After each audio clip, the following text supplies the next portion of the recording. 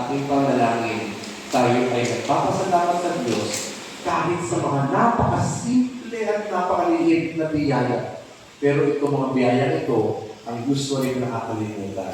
Kaya mga bata, magdasal araw-araw, okay? Sagot. Mga bata, sagot. Magdasal kayo araw-araw, ha? Very good. Pangalawa, mga bata, maging mabuti. Hindi lamang sa school dahil may grades. Magpakabait din kahit sa inyong mga tahanan. Ibig sabihin, kayo ay tutulong din sa mga gawaing bahay. So, yung mga simple pag-inipit ng plato, kung kaya ninyo, pag-aayos ng inyong mga gamit, pag-aayos ng inyong mga higaan, pag-agising. Huwag na si Papa at si Papa maglinis ng inyong mga hinigaan. Hindi ko naman sinasabi maglaba na kayo, no? Ang akin lang, one way of tulong sa ating mga magulang, huwag niyo masyadong tumihan yung mga puting damit ninyo kasi ang hirap magpaputi. Okay? Mag-ayos ng kama, pag-agising. At tumulong sa pag-iligpit pag after kumain. Okay, mga bata? Okay. Mga nanay at tatay, ha? Tandaan yung sinabi ko, kung hindi ginawa ng mga bata, gawin nyo ito. At pangatlo, mga bata, ito ang inyong pinakagugit na gagawin. Ang magsimba tuwing linggo. Okay? Hindi kayo magsisimba kasi birthday ko Father, anniversary Father, no? O kaya, hingin ako ng parents ko.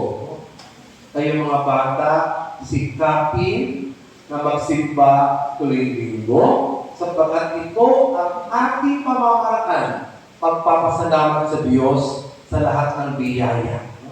Ang biyayang makagising tuwing umaga, ang magkaroon ng magulang at aalaga at nagbibigay ng ating pangangailangan, buo o bahay na nagbibigay silong sa atin para meron mong matulugan. Sabi ni Jesus, hayaan ninyong lumapit sa akin ang mga bata. Ibig sabihin, mahal ni Jesus ang mga batang ito. Kaya, meron din pagninilay at hapon para sa mga nakakatanda dito, para sa mga magulang, sa mga nanay at tatay. Una, mga magulang, mga lolo at lola, mga ninong at ninang, o mga nakakatanda, hindi matatapos ang First Communion sa pagbubog sa pananampalataya sa bata. Dapat ang pagbubog sa bata, ang pagtuturo sa bata ay nagsisimula sa inyong mga tahanan. Kahit anong sabi ni Nanay Flora, o ni Nanay Ele, o ng mga katekista, o ni na sister, sa pagtuturo ng mga gandang asal at katesismo ng simbahan, kung hindi naman din nakikita sa kanilang mga magulang, nawawalang saysay. Kaya, habang lumalaki ang mga bata, mga magulang, mga nakatanda, kayo ang nakikita ng mga bata kung paano kayo magdasal. Kung tuturuan namin magdasal ang mga bata, pero ang mga magulang, mga nakatanda ay hindi marunong magdasal, sayang at walang saysay. Kaya ang hamon sa mga nanay at tatay, sa mga nakatanda, dapat makita sa inyo ang pagdasal. Pangalawa, kayong mga nakatanda, no? Kayo ang naririnig nila kung paano kayo magpatawad. Kung nakikita ng mga bata na hindi nyo kayang patawarin ang kanilang mga pagkukulang, ang inyong mga kapitbahay, ang inyong mga kamag-anak, paano natin ituturo ang pagpapatawad sa mga bata ito?